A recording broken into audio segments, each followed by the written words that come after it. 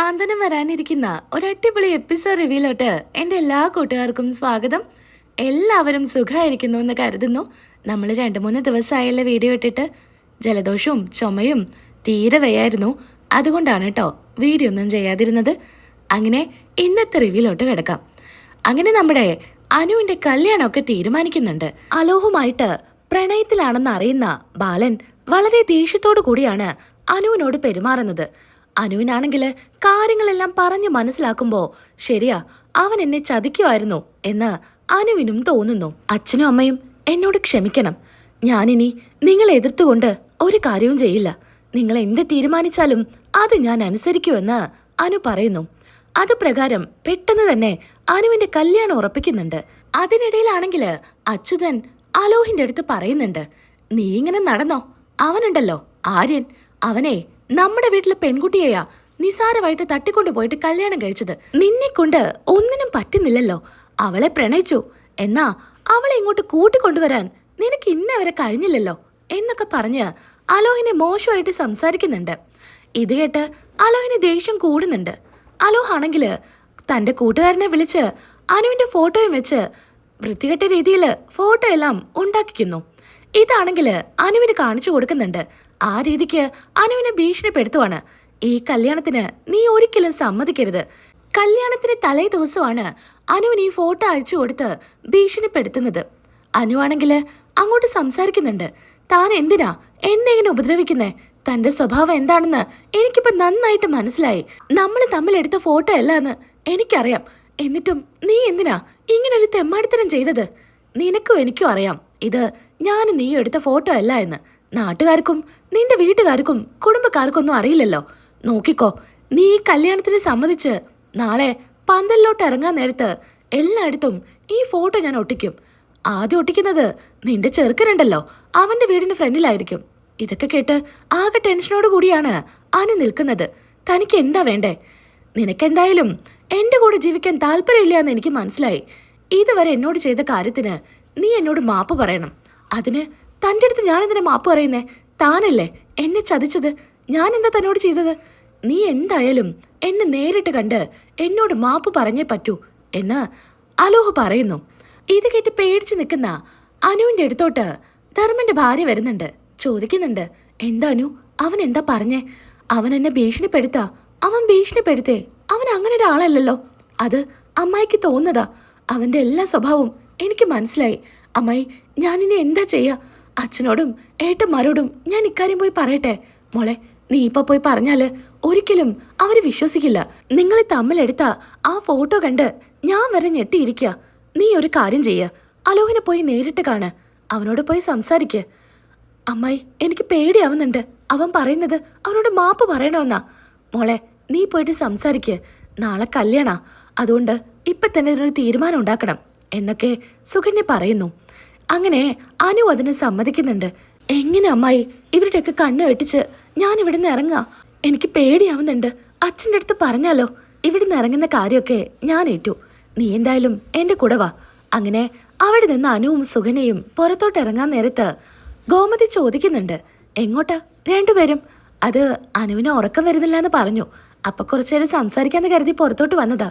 മോളെ, നാളെ കല്യാണ, നല്ല പോലെ ഉറങ്ങണം, അല്ലെങ്കിൽ മുഖമൊക്കെ ആകെ വീർത്തിരിക്കും. നാളെ എൻ്റെ മോള് ഒരു രാജകുമാരിയെ പോലെ ഒരുങ്ങണം. അതുകൊണ്ട് മോളിപ്പോൾ പോയി കിടന്നുറങ്ങ എന്ന് ഗോമതി പറഞ്ഞുകൊണ്ട് അവിടെ നിന്ന് പോകുന്നുണ്ട്. അനുവിന്റെ കണ്ണ് നിറഞ്ഞൊഴുകുന്നുണ്ടായിരിക്കും. സുകന്യ അങ്ങനെ പുറത്തോട്ട് കൊണ്ടുവരുന്നു. അവിടെയാണെങ്കിലോ ധർമ്മൻ സംസാരിച്ച് നിൽക്കുന്നുണ്ടായിരിക്കും. ധർമ്മനെ കാണുന്നതും സുകന്യയും അതുപോലെ അനുവും ഒന്ന് പേടിക്കുന്നുണ്ട്. ധർമ്മൻ ചോദിക്കുന്നുണ്ട്, നീ എന്താ ഇവിടെയെന്ന്. അങ്ങനെ കള്ളത്തരങ്ങളൊക്കെ പറഞ്ഞ് സുകന്യ പിടിച്ചു നിൽക്കുന്നുണ്ട്. ധർമ്മനെ ഉള്ളിലോട്ട് പറഞ്ഞു വിട്ട് സുകന്യ അനുവിനെ അവിടെ നിന്ന് അലോഹിന്റെ അടുത്തോട്ട് പറഞ്ഞു വിടുന്നുണ്ട്. പോകുമ്പോഴും സുകന്യ പറയുന്നുണ്ട്, വേഗം തിരിച്ചു വരണേ, എനിക്ക് പേടിയാവുന്നുണ്ട്, വേഗം പോയിട്ട് വാ എന്നും പറഞ്ഞ് അനുവിനെ പറഞ്ഞു വിടുന്നു. ആ ഇരുട്ടത്ത് നടന്നുകൊണ്ട് അലോഹിന്റെ അടുത്തോട്ട് ചെല്ലുന്നുണ്ട്. ഇത്ര നേരായിട്ടും അനുവിനെ കാണാത്തതുകൊണ്ട് ഇനി ഇങ്ങനെ വിട്ടാ പറ്റില്ല, അവളുടെ അച്ഛന് ഈ ഫോട്ടോ അയച്ചു കൊടുക്ക എന്ന് ഇങ്ങനെ ചിന്തിച്ചു നിൽക്കുകയാണ് അലോഹ്. അപ്പോഴാണ് അനു വരുന്നത്.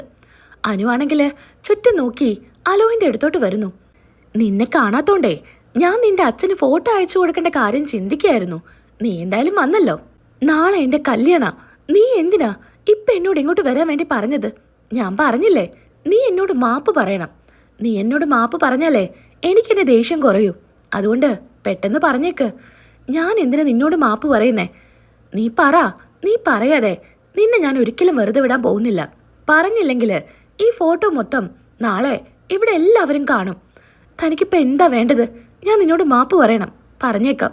നിന്നെ ഞാൻ പ്രേമിച്ചതും എൻ്റെ അച്ഛൻ്റെ അമ്മയുടെ വാക്ക് കേൾക്കാതെ നിന്റെ കൂടെ ഇറങ്ങി വന്നതും ഒക്കെ തെറ്റാ.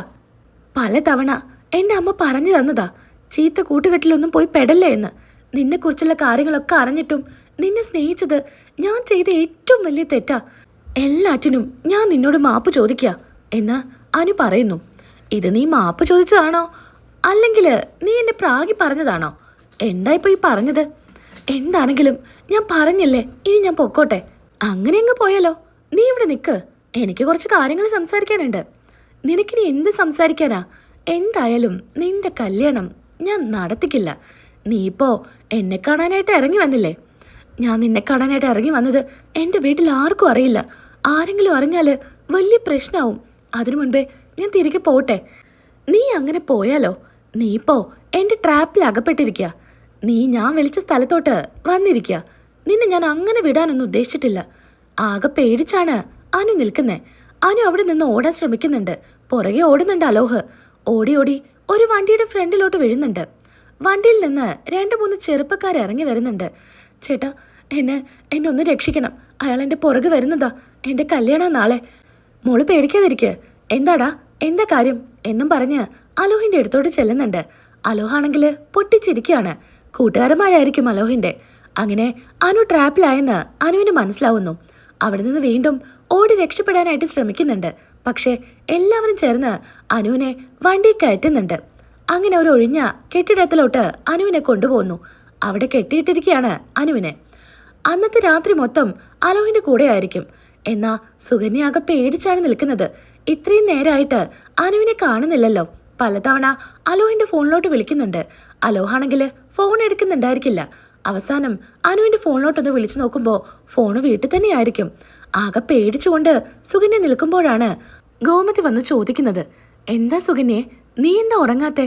എനിക്ക് ഉറക്കം വന്നില്ല ചേച്ചി. ചേച്ചി എന്താ ഉറങ്ങാത്തെ? എനിക്ക് ഉറക്കം വന്നില്ല. ഇനിയിപ്പോൾ 2-3 മണിക്കൂറല്ലേ ഉള്ളൂ. അതുകൊണ്ട് മനസ്സിനൊരു സുഖമില്ല.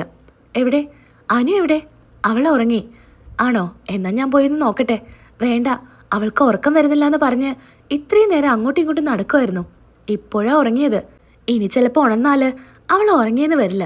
അതുകൊണ്ട് ചേച്ചി പോയി കിടക്ക്. അവിടേക്കാണെങ്കിൽ മിത്രയും മീനുവും വരുന്നുണ്ട്. മീനു ഗോമതിയോട് ചോദിക്കുന്നുണ്ട്, അമ്മേ, നാളെ എപ്പോഴും എണീക്കണ്ടേ? സമയം പറയുവാണെങ്കിൽ ആ സമയത്ത് എഴുന്നേറ്റാൽ മതിയല്ലോ.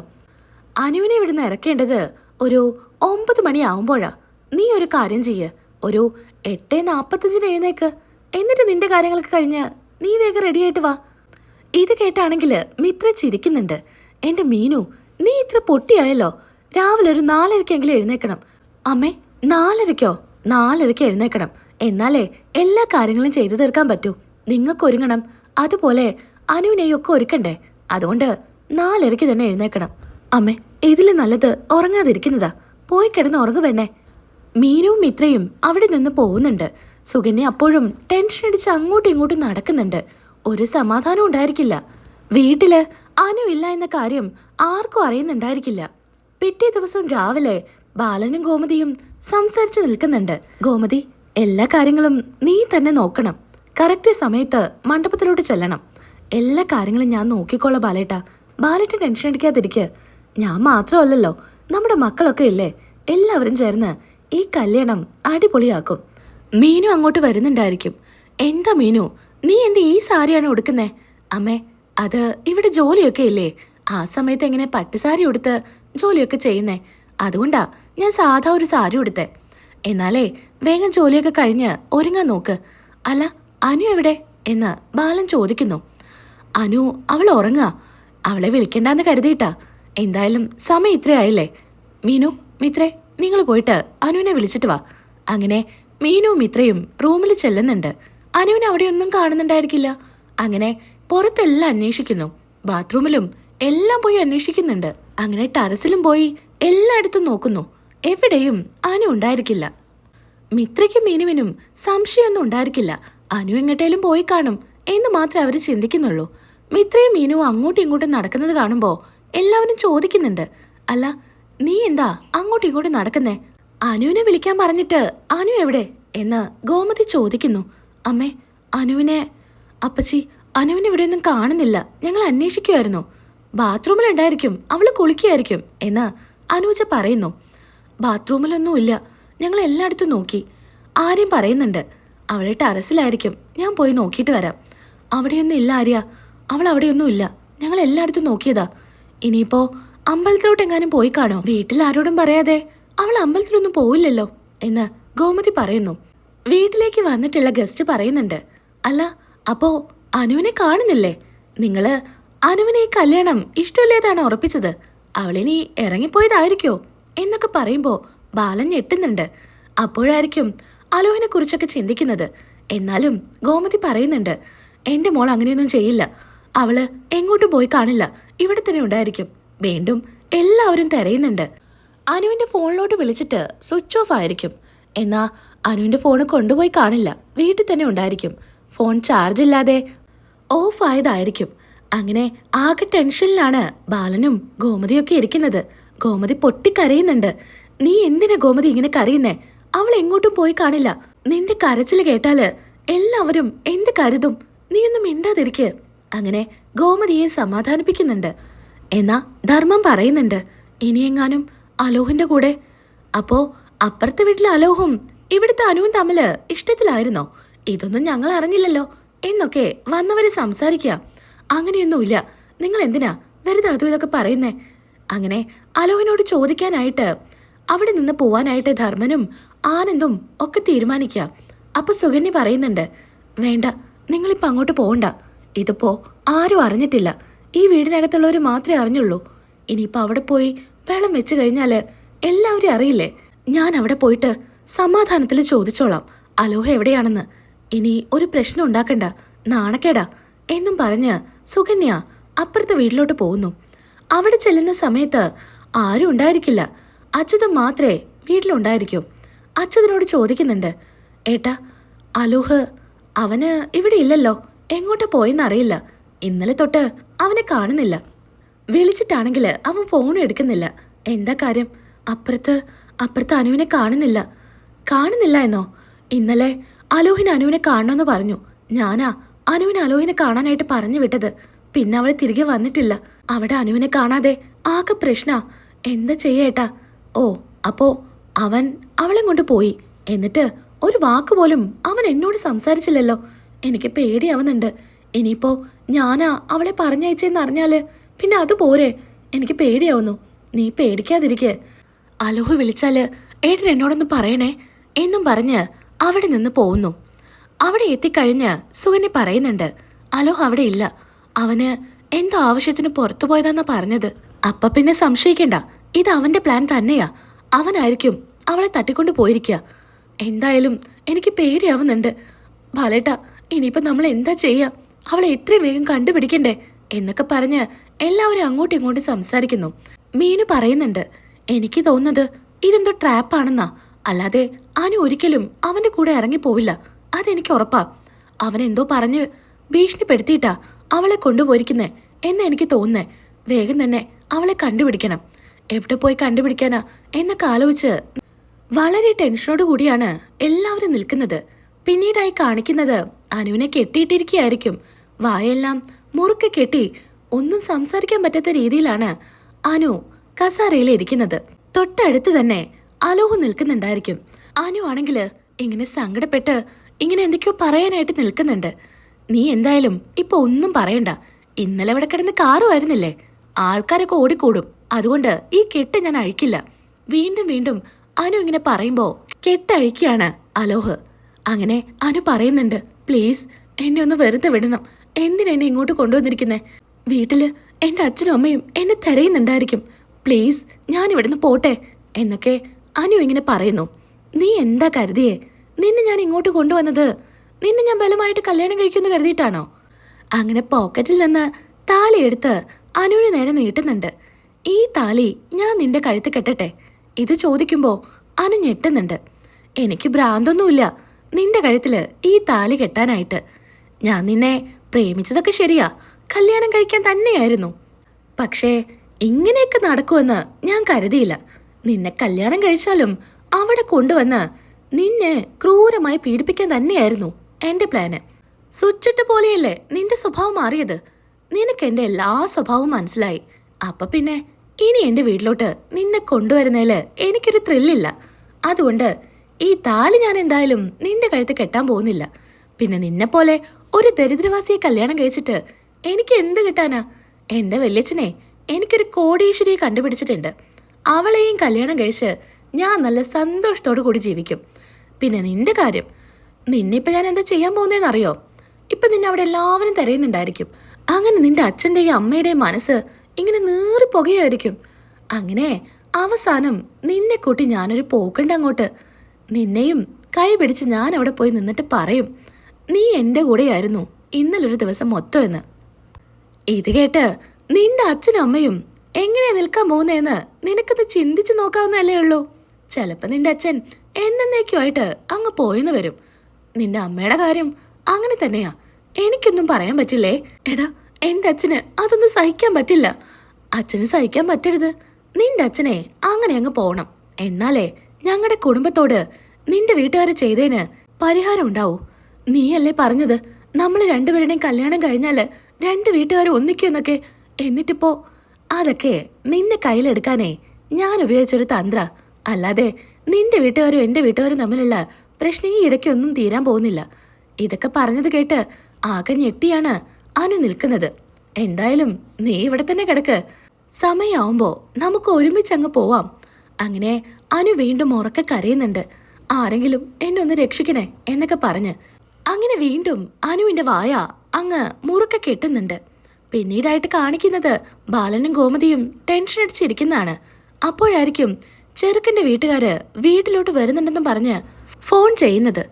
ഇതറിഞ്ഞ് ബാലനും ഗോമതിയും ഞെട്ടുന്നുണ്ട്. ഗോമതിക്ക് കരച്ചിൽ അടക്കാൻ പറ്റുന്നുണ്ടായിരിക്കില്ല. അവര് വന്നാല് നമ്മൾ എന്താ പറയുക ബാലേട്ടാ? അങ്ങനെ പുറത്തു നിന്ന് കൊട്ടൊക്കെ കേൾക്കുമ്പോ ബാലൻ എഴുന്നേക്കുന്നുണ്ട്. അച്ഛൻ എങ്ങോട്ടാ പോകുന്നേ? വേണ്ട അച്ഛാ, അവര് വരെയല്ലേ, അവരെ സ്വീകരിക്കാതിരിക്കാൻ പറ്റില്ല എന്നും പറഞ്ഞ് ബാലൻ പുറത്തോട്ട് പോകുന്നു. കൂടെ ബാക്കി എല്ലാവരും പുറത്തോട്ട് പോകുന്നുണ്ട്. ചെറുക്കന്റെ വീട്ടുകാരാണെങ്കിൽ വളരെ സന്തോഷത്തോടു കൂടി വരുന്നുണ്ട്. ബാലനും ഗോമതിയും ആകെ സങ്കടപ്പെട്ട് നിൽക്കാണ്. ചോദിക്കുന്നുണ്ട്, എന്തു പറ്റി? നിങ്ങളുടെ മുഖത്തൊരു സങ്കടം പോലെ. മോളെ എനിക്ക് തരുന്ന കാരണമാണോ? ആ കാര്യത്തില് നിങ്ങൾ പേടിക്കണ്ട. ഗോമതി നോക്കുന്നതിലും നന്നായിട്ട് അനുവിനെ ഞാൻ നോക്കിക്കോളാം. ഒന്നും മിണ്ടാതെ ബാലനും ഗോമതിയും നിൽക്കുന്നു. അല്ല, നിങ്ങളൊന്ന് ഒരുങ്ങിയില്ലേ? ഇത്രയും സമയമായില്ലേ? എന്താ നിങ്ങളൊന്നും ഒരുങ്ങാത്തെ? ഇനിയിപ്പോ കല്യാണ പെണ്ണ് ഒരുങ്ങിയില്ലേ? ഇതൊക്കെ കേട്ട് സങ്കടത്തിൽ നിൽക്കുക.